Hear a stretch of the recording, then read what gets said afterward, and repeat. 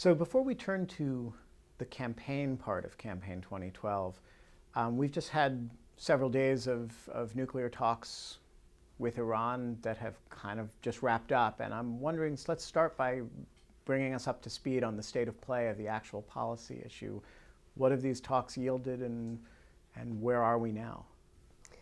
Well, we just concluded the third round of talks between Tehran and the 6 world powers, which have become known as the P5, the permanent 5 members of the UN Security Council, plus one, the one being Germany. This third set of talks produced really no positive momentum forward, and that, I think, is a considerable disappointment to all involved, particularly because the first round, only 2 months ago, started off with a sense of some optimism. This was the first revival of the diplomatic process on Iran in about 18 months, and the initial set of talks appeared to be going reasonably well, at least in the relative context of the dialogue that has taken place over the course of the past decade on Iran's nuclear program. There has been a sense that the diplomatic process is foundering. There is no expectation that even a sort of modest confidence-building measure is going to be achievable in the near term. I think there's a sense of a crisis of strategy about where to go next with Iran that I expect will get a lot of attention over the course of the upcoming campaign. So let's talk about how this issue plays in the campaign. It's not the front burner issue in the sense that it's not the U.S. economy. On the other hand, it is probably the leading foreign policy issue that the candidates end up talking about. Iran has a tendency to pop back into the headlines, particularly during election years, and we've seen that happen over the course of the primary campaign. As Republican candidates discussed foreign policy, Iran tended to be a fairly sizable element of that discussion. And that, of course, factored into the overall sort of strategic context of decision-making here in Washington and the U.S.-Iranian relationship or lack thereof. So we've already seen some sort of an impact in the sense that Republican candidates have been quite critical of President Obama. This was not simply the standard bearer and now nominee of the Republican Party, Mitt Romney, but many of his rivals who have articulated, I think, a fairly coherent criticism of the president and of the administration for not forestalling Iran's nuclear progress over the course of the past 3.5 years. Their critique tends to be grounded in a discomfort with what the president himself campaigned upon 4 years ago, which was this policy of engaging with adversaries, of dialogue as a means to resolve even some of the world's most difficult problems. He got very little with respect to dialogue from Iran. Of course, this process was interrupted by political changes within Iran, dramatic upheaval across the course of the region. But it has been difficult to make the case that diplomacy has in fact yielded a clear path forward on forestalling Iran's capacity to cross the nuclear threshold. What the president has offered in terms of rebuttal has been, I think, to point to his record of amassing an incredible coalition of countries around the most severe economic sanctions in history as applied to Iran. It is expected that when the full implementation of the sanctions on the Iranian Central Bank and the full implementation of the EU embargo of crude oil imports to Iran, from Iran, which will go into implementation in early July, that Iran may lose as much as 60% of its daily oil exports. This will cost the regime a considerable amount. And it is factoring into, I think, the overall climate for negotiations. At this point, the Republicans have made a case over the course of the past few months, and I expect it again to come into play in the general election, that there's a need for the use of force with respect to Iran, that negotiations aren't sufficient to deal with an adversary which is this unwilling to yield, which is as committed as Iran has proven to be on its nuclear program. The president has something of a dilemma on his hands because he is, of course, committed to diplomacy, but he needs to avoid the perception and mitigate against attacks from Republicans that he is, in fact, just engaging in a process for the sake of process, talks for the sake of talks. So let's break this down. Let's start with the president's actual record over the last few years, because I think there's been, you say in your paper that the debate over Iran has tended to generate more heat than light. I'd like to sort of focus in on the hand that Obama was dealt with respect to Iran and what cards he has played and what cards he still has to play. So what's he done? How has it worked? He has a reasonable track record to run on, which is to say that the level of pain that Iran is now suffering as compared to what the status was in 2008 is incredibly dramatically increased. Iran is now subject to a variety of sanctions at the United Nations level, at the U.S. federal level, and sanctions that have been imposed by a number of other countries around the world. Much of that has come in the wake of Obama administration efforts to commit to diplomacy. And this is what the president and the administration are pointing to as the fruits of their investment in diplomacy, that the willingness to reach out a hand, to extend a willingness to talk to the Iranian regime has in fact generated a kind of international coalition that was non-existent during the time of the Bush administration, which took a much more assertive approach to Iran, at least rhetorically. And so in this respect, the president has something to show for his diplomatic investment. Unfortunately, the diplomacy has not produced any real progress toward an agreement. There have been moments of some optimism, moments including the spring, moments including the fall of 2009, both periods in which Iran appeared to be moving toward at least some small concessions that would not have ended the concerns about its ongoing enrichment of uranium, but might have dealt with some of the most urgent elements of the program and effectively bought a little bit more time for the international community to work further, to apply more pressure, and to offer new incentives that might in fact persuade Tehran to abandon its quest toward a full capacity of the nuclear fuel cycle. That has not; those moments have not in fact come through for the president. In both cases, both of these apparent periods of progress have foundered because ultimately the Iranians have a tremendous distrust for the U.S. in particular, for the international community writ large. And they are determined to continue with this program unless and until they receive some level of what they perceive as some kind of compensation for whatever concessions they may make.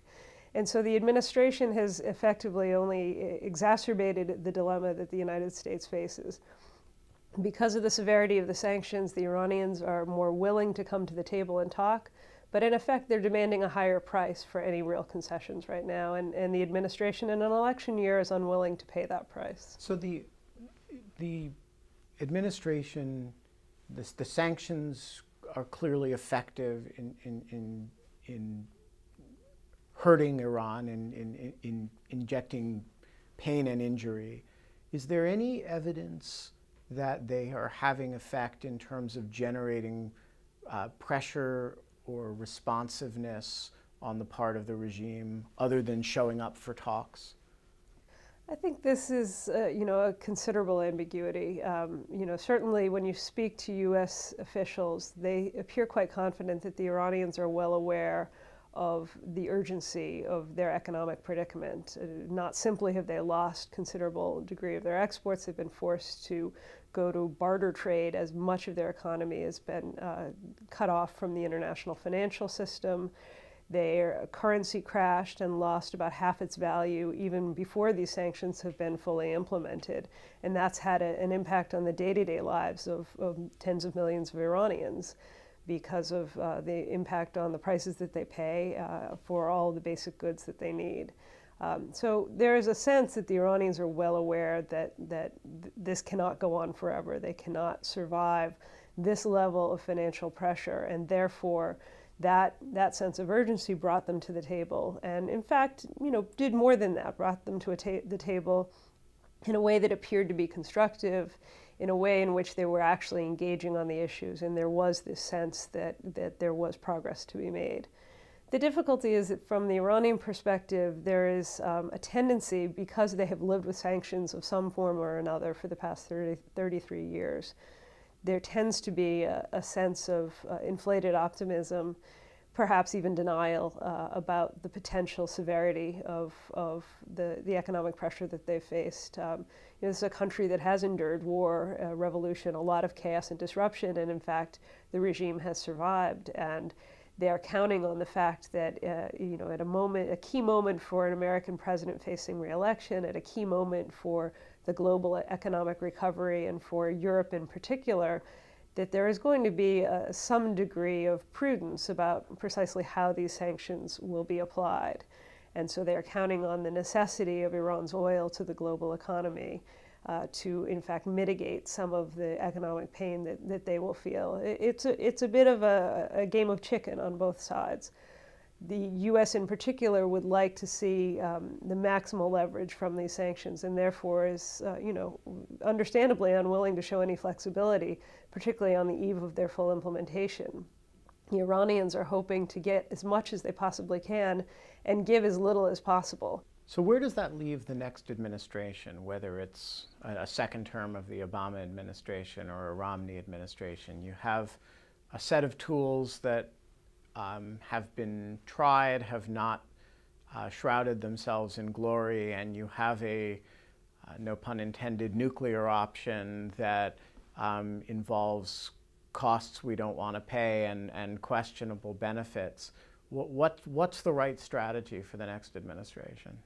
The right strategy is a recognition of what's achievable. We have been successful in deterring Iran's progress. We have not, of course, ended the nuclear program, but through a variety of mechanisms, sanctions, covert actions, including what we now know about some of the internet viruses that were used to incapacitate parts of Iran's nuclear program, and other means have been able to keep Iran from crossing whatever it is we determine to be the red line of nuclear capability. We can continue to use these means effectively. And in an environment of the level of economic pain that Iran is currently suffering, there will be some degree of political change within the country. It won't happen, prior to an American election. It probably won't happen while we hold open the prospect of nuclear negotiations over the course of the next few months.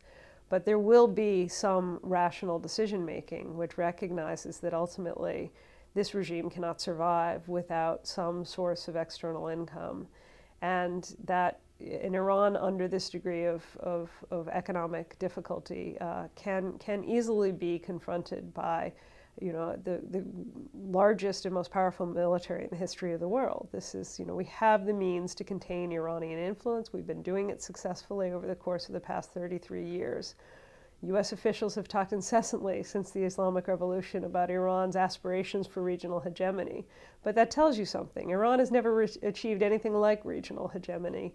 And in the current set of circumstances, with Arab publics empowered, with Gulf states highly attuned to the threat and the possibility of Iran's efforts to spread its influence, there's really very little likelihood that Iran is going to be successful in achieving a greater hold on communities across the Middle East. So you don't see realistically, despite the role that the issue plays in the campaign, you don't see realistically a major shift in policy depending on which side wins the election? I don't see any prospect of a breakthrough through negotiations, at least under the current leadership in Iran. And I don't see any prospect that this administration, or frankly, in all likelihood, a Romney administration, would be willing to risk the sort of economic and strategic chaos that would ensue from a military strike on Iran's nuclear facilities. We've seen the legacy of 2 wars in the Middle East, and I think it's highly unlikely that any administration that comes into office at a time when most Americans are fundamentally concerned about job creation and about the economic future of the country is going to risk another one which would likely to be uglier and bloodier. And does that mean, as a practical matter, that we will tolerate, with a lot of economic sanctions and a lot of efforts to drive the Iranian economy into the ground, we will tolerate a nuclear Iran if we have to? This administration and every other major political figure in the United States has said that we will not, and that containment in particular is not on the table. But the reality is that Iran has progressed further than either the Bush administration or the Obama administration wished that it would do so. Iran has enrichment, even though the Bush administration insisted that that could not be the case. We are now at a point where Iran has these capabilities. It is probably not possible to roll those capabilities back, and we have found a way to live with them. It has not tipped the strategic balance in the region in Iran's favor. I believe that we can continue to slow and deter and undermine the Iranian nuclear program. I believe that our deterrent capabilities are far in excess of what we need to deal with in Iran, even with greater capabilities than it has today. And so what you're saying, if I understand you, is that despite the prominence of the issue in the campaign, there is a kind of an ineluctable quality to the way the issue plays out in policy that's rather independent of American domestic politics. I think you're exactly right. I mean, Iran is just a hot button issue in American politics. It's something that average Americans on the street have a bit of salience for. It resonates in a way that perhaps Pakistan or North Korea do not. Is that because of the hostage crisis? Why is, I mean, North Korea actually has nuclear weapons, and it's not really a part of our daily campaign debate. Why do we have such a fascination with Iranian politics in our domestic electoral politics? It's an interesting question. I think, certainly for my generation, it is a legacy of the hostage crisis. It is also a fact that Iran was the first country in the Middle East to experience a kind of religious and mass-oriented revolution, and that really changed the nature of the U.S. strategic position in the Middle East.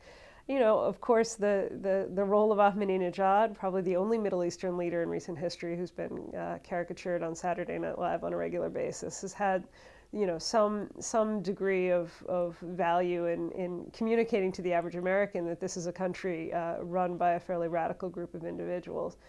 I think it is just a persistent issue. It has been a persistent issue for American presidents, but there is a certain degree of consistency in the way that all American presidents, from Jimmy Carter to Ronald Reagan, both President Bush as President Clinton and now President Obama, have all used some degree of threat, have all used some degree of coercion, but also have all used some degree of engagement and diplomacy in their policies. And I expect that whomever takes office next January will do the same. Thanks very much. Thank you.